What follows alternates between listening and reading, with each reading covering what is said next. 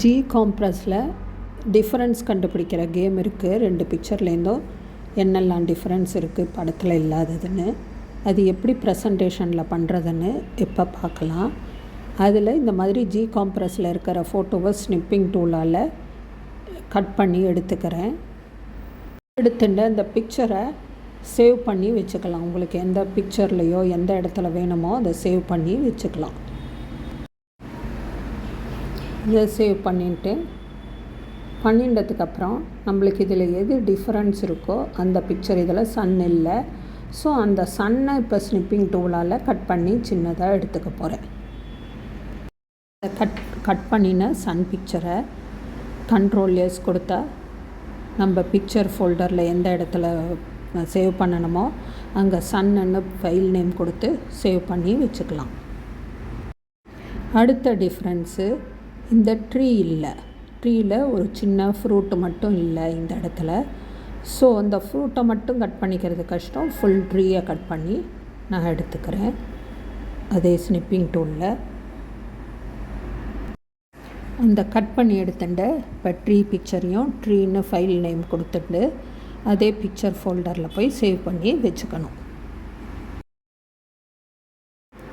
மூணாவது டிஃப்ரென்ஸு, அந்த picture colour palette இல்லை இந்த பிக்சரில். ஸோ அதை மட்டும் எடுத்துக்கிறது கஷ்டம். ஸோ ஃபுல் பிக்சரை நான் எடுத்துக்கிறேன் க்ராப் பண்ணி ஸ்னிப்பிங் டூலில் எடுத்துட்டு அதையும் பிக்சர் ஃபோல்டரில்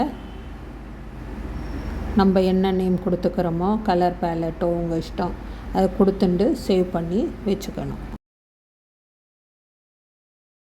இப்போ நமக்கு தேவையான பிக்சர்ஸ் எல்லாம் க்ராப் பண்ணி சேவ் பண்ணி வச்சுட்டா எடுத்து இப்போ நம்ம ஓப்பன் ஆஃபீஸில் போய் எப்படி ப்ரெசன்டேஷன் பண்ணலான்னு பார்க்கலாம். எந்த பிக்சர் தேவையோ அதை சேவ் பண்ணி வச்சுட்டா எடுத்து இப்போ ஓப்பன் ஆஃபீஸ் டாஸ்க் பாரில் இருக்குது, அதை எடுத்து ப்ரெசன்டேஷன் பண்ணணும் எப்படின்னு பார்க்கலாம். பிக்சர் ஆல்ரெடி பண்ணினது இருக்கிறதுனால நியூ ஸ்லைடு இன்சர்ட் பண்ணிக்கிறேன். பண்ணிட்டு இதில் நமக்கு எந்த பிக்சர் இப்போ தேவையோ அதை இன்சர்ட் பண்ணிக்கணும். நமக்கு இப்போ க்ராப் பண்ணின பிக்சர் வேணும், அதை இன்சர்ட் பண்ணிட்டதை அந்த ஸ்லைடு சைஸுக்கு ரீசைஸ் பண்ணி வச்சுக்கணும். இப்போ இந்த இதில் சன் இல்லையா இந்த பிக்சரில், அதனால் சன்னை இன்சர்ட் பண்ணிக்கணும். அடுத்தது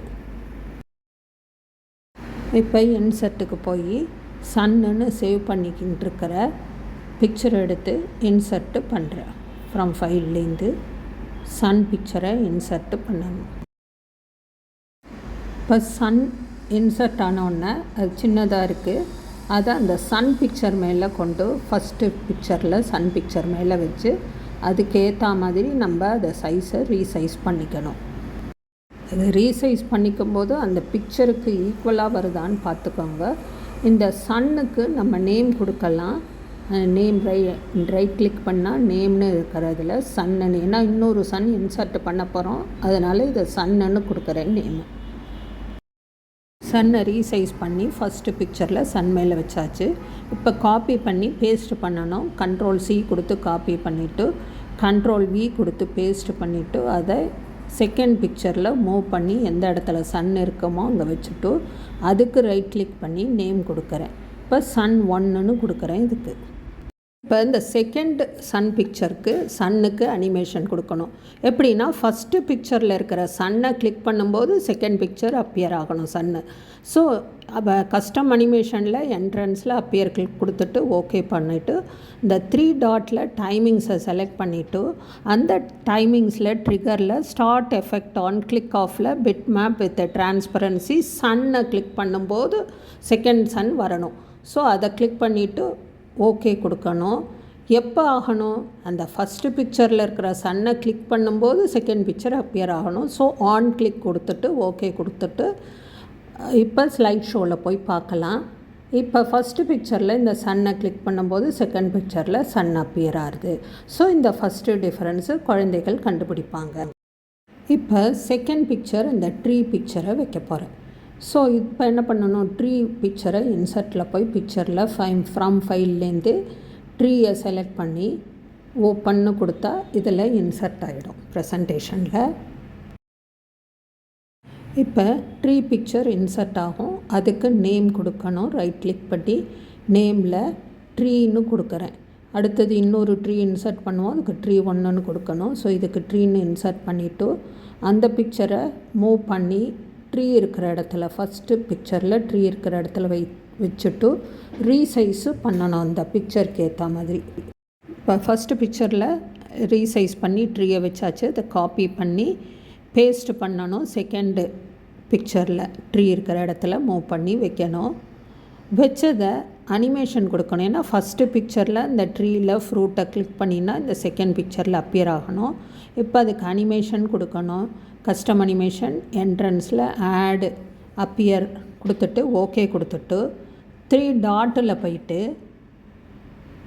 கிளிக் பண்ணி டைமிங்கில் start effect on click of அதை செலக்ட் பண்ணிவிட்டு பிட் மேப் வித் டிரான்ஸ்பரன்சி ட்ரீங்கிறத 4 கிளிக் பண்ணணும். இன்னும் அடுத்ததுக்கு அடுத்த செகண்ட் பிக்சர் வந்துடும். ஸோ ட்ரீயை கிளிக் பண்ணிவிட்டு ஓகே கொடுத்துட்டு எப்போ கிளிக் பண்ணும்போது நடக்கணும் செயல், அதனால் ஸ்டார்ட்டில் ஆன் கிளிக்கை செலக்ட் பண்ணிவிட்டு ஓகே கொடுக்கணும். இப்போ ஸ்லைட் ஷோ போய் பார்க்கலாம். சன்னை கிளிக் பண்ணினா சன் அப்பியர் ஆகும். அந்த ட்ரீயை கிளிக் பண்ணினா ட்ரீ வரும். அந்த ஃப்ரூட்டுக்கிட்டக்க கிளிக் பண்ணினா இந்த ட்ரீ வரும். இப்போ 3வது டிஃப்ரென்ஸு, இந்த டக்ஸு பேர் கலர் பேலட் இல்லை, அதை இன்சர்ட் பண்ணணும். ஸோ இப்போ இன்சர்ட்டுக்கு போயிட்டு பிக்சர்லேருந்து ஃப்ரம் ஃபைல்லேருந்து அந்த பிக்சரை வேணுங்கிற பிக்சரை செலக்ட் பண்ணி இன்சர்ட்டு பண்ணணும்.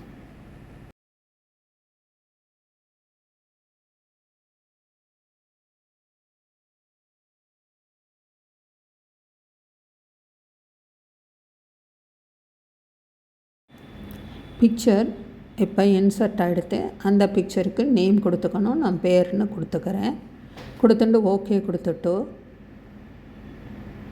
அந்த பிக்சரை எடுத்து எந்த இடத்துல வைக்கணுமோ ஃபஸ்ட்டு பிக்சரில் அந்த பேர் மேலே வச்சு அதை ரீசைஸ் அதுக்கு ஏற்ற மாதிரி பண்ணிக்கணும்.